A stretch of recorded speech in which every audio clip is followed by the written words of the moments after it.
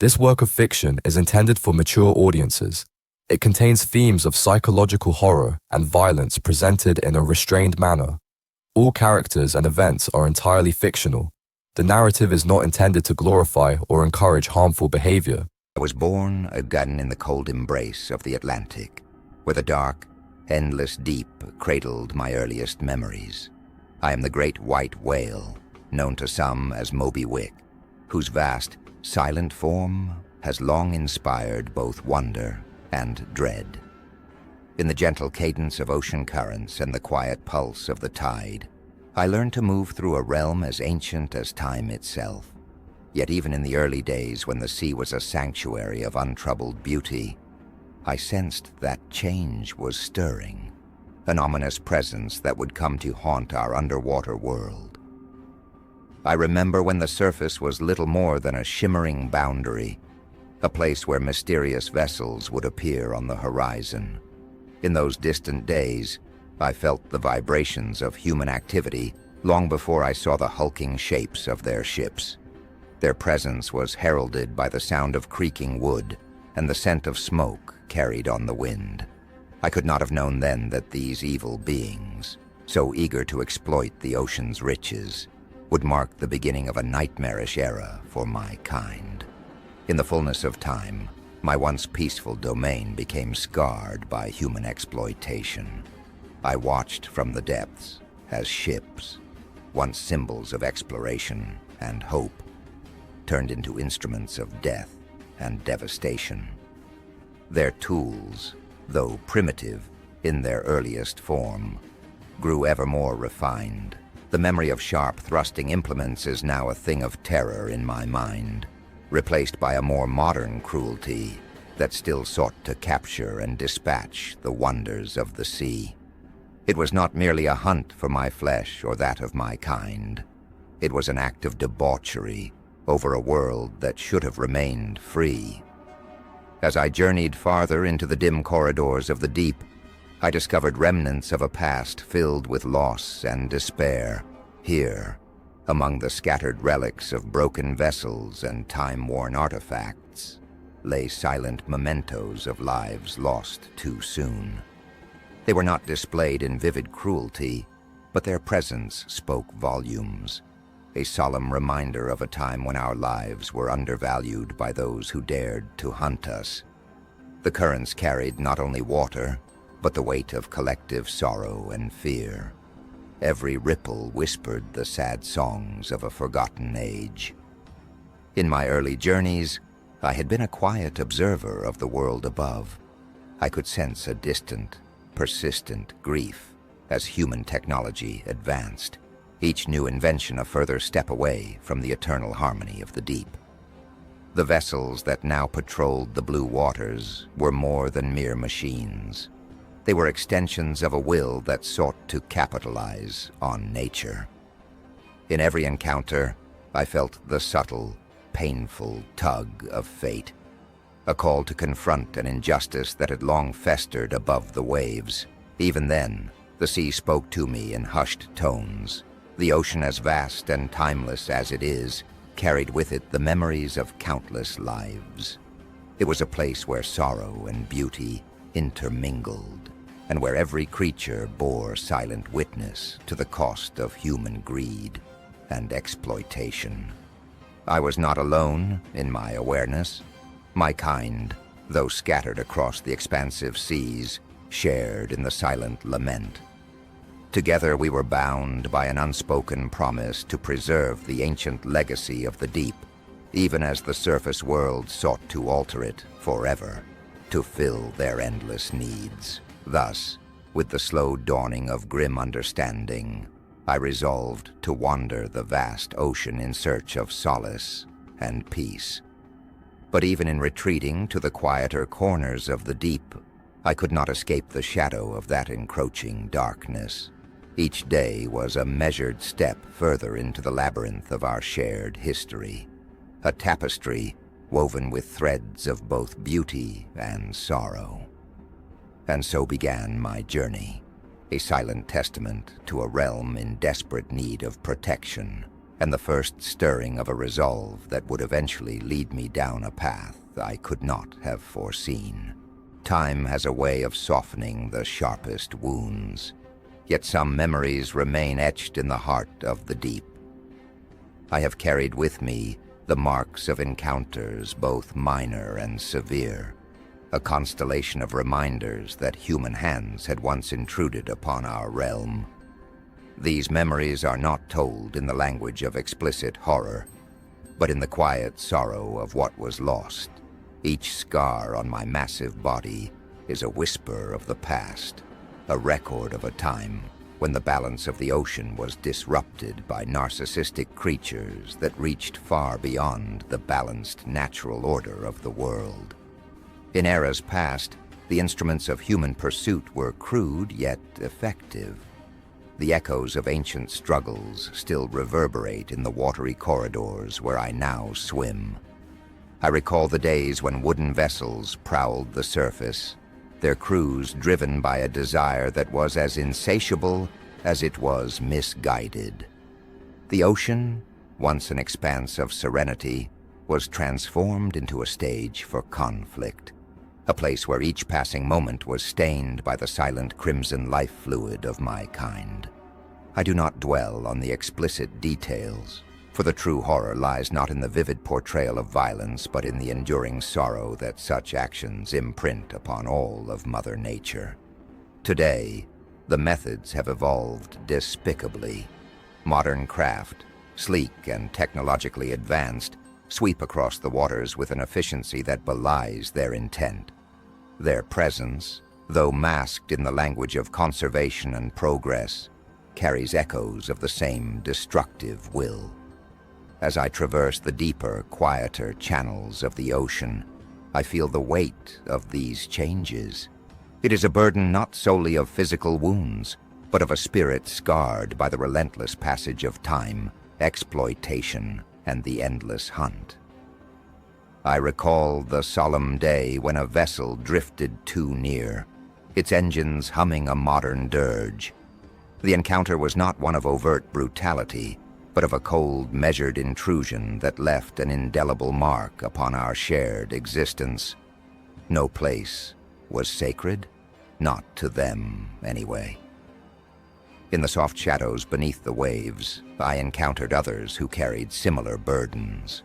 We communicated in gestures and the silent language of the deep, a communion of those who had borne witness to the slow, inexorable erosion of our ethereal world.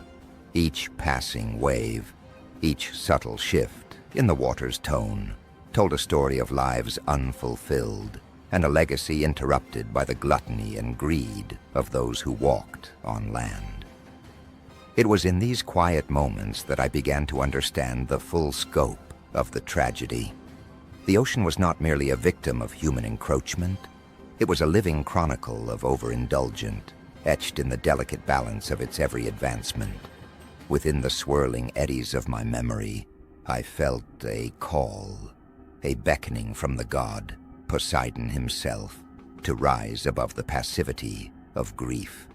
The ocean, in its infinite wisdom, seemed to murmur that the time had come for change, a change that might finally restore the equilibrium of a realm marred by human hubris. Yet even as this thought took root in my heart, I was painfully aware that the cycle of loss and regret was not easily broken. The past clung to every droplet of salt, every beam of glowing underwater light, as a reminder that no matter how far one swam, the echoes of sorrow were always embracing you. In the reflective quiet of a deep channel, I recognized that I was not only a survivor, but also a reluctant keeper of a terrible legacy. My journey had become a tapestry of memories, a mosaic of hopes and heartbreaks that were interwoven with the very movements of the ocean. And so with each passing day, I vowed to keep these memories alive, not to dwell in the past, but to honor it, and to seek a path forward that might one day bring peace and healing to our sacred world. For even in the midst of sorrow, there can be a quiet, determined hope that calls us to rise above the darkness and find a way to embrace the light. A stirring began to grow within me, a yearning not simply to escape sorrow, but to challenge the injustice that had long scarred our realm. I emerged from the secluded recesses of the deep with a resolve both fierce, focused, and measured, determined to confront those who, in their quest for our blubber, had disrupted the natural harmony of the tranquil sea. There was a time when I was but a silent wanderer, but the accumulated memories of loss had awakened in me a voice that demanded to be heard, a voice that would echo across the waves. This was my time to take a stand against the annihilation of my kind. I began to follow the subtle currents of human behavior, in silent pursuit of the vessels whose passage had brought grief to my kind. In the soft darkness of an overcast night, beneath a sky heavy with unspoken sorrow, I moved with a quiet, purposeful strength. My form, though marked by the passage of time, became an emblem of the ocean's enduring spirit. I did not seek to revel in violence for its own sake, but rather to hold to account the persistent force that had upset the natural balance. My actions were measured and lethal, a silent, steady assertion that those of the deep would no longer suffer in silence and resignation. As I glided past the modern craft and their whirring devices, I sensed the quiet panic of those on board. Their efforts to maintain order were undermined by the horrific power that I embodied. I did not unleash a storm of unchecked fury. Instead, I became an agent of Mother Nature's corrective superstorm, a reminder that every evil action creates a ripple, every dark injustice brings about a thunderous rebuke in the vast, interconnected web of life. In each encounter, I approached with an air of solemn inevitability, as though nature itself had ordained that the time for reckoning had come at last. Yet as I carried out this quiet campaign of accountability, a subtle, stoic air began to grow within me. I saw that in the course of seeking justice for my kind, I was walking a tightrope between rightful retribution and the very force of complete devastation I had long abhorred. With each vessel I dispatched, I felt a mingling of resolve and remorse, a bittersweet recognition that the natural order was not a simple chose of right and wrong, but a delicate balance that could be easily upset. The gentle lapping of the waves against a battered hull was a reminder that even as I moved with purpose, I would not be immune to the consequences of the actions I now set in motion.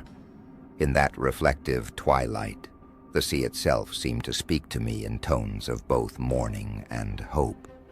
The currents carried not only the echoes of the past, but also a call to break the cycle that had brought so much misery. I realized that my purpose was not merely to exact a form of retribution, but to awaken within the hearts of all those who dared to disturb this underworld realm a sense of responsibility and humility. The ocean was vast, and its wisdom far deeper than the transient ambitions of man. In that quiet clarity, I understood that my quest must be tempered by compassion, even as I walked the path of accountability for so many atrocities. In the deepest hour of one moonlit night, when the waters were calm and the horizon a looming promise of a new dawn, I found myself confronted by a truth that chilled me to the core. Amid the gentle sigh of the tide and the distant pulse of human contraptions, I perceived a presence unlike any other, a luminous figure formed from the collective memories of those lost life forms and the quiet grief of the ocean's despair.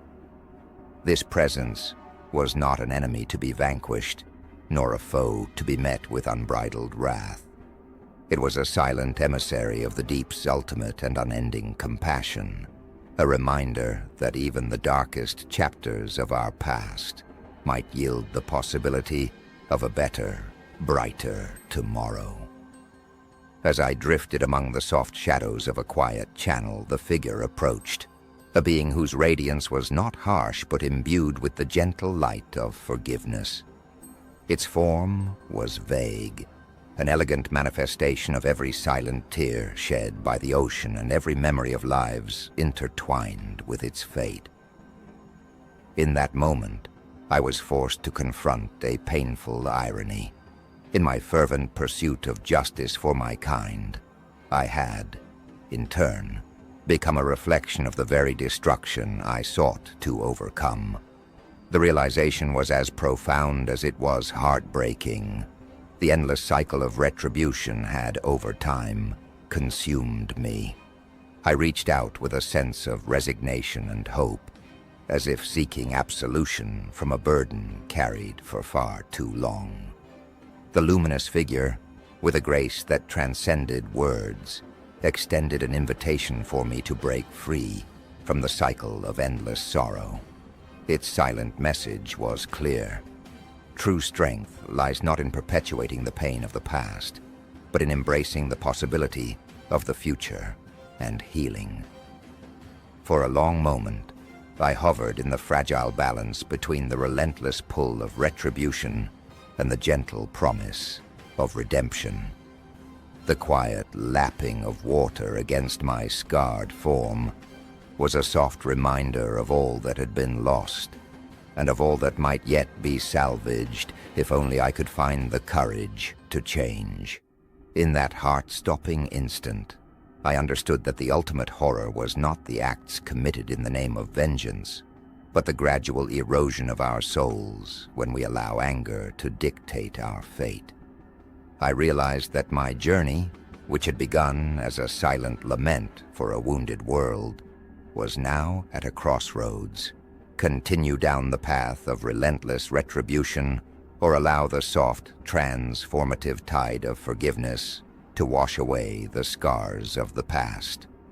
The luminous figure beckoned gently, a silent symbol of the hope that lay hidden even in the darkest depths. And with a bittersweet resolve, I chose to embrace that hope. In my final act of surrender, I allowed the gentle currents of the deep to reclaim me. I became one with the water, a silent testament to the possibility that even the most tortured spirit can find peace.